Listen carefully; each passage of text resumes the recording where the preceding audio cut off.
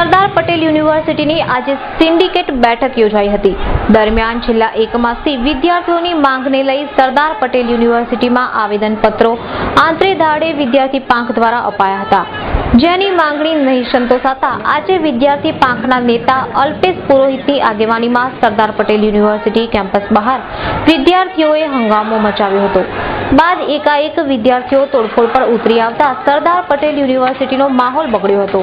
જો કે પોલીસ સમયસર આવી જતા વધુ તોડફોડ અટકી હતી। પોલીસે ઘટનાને પગલે નેતા અલ્પેશ પુરોહિત સહિત અન્ય 2 વિદ્યાર્થીઓની અટકાયત કરી કાયદેસરની કાર્યવાહી કરવા ચક્રો ગતિમાન કર્યા છે।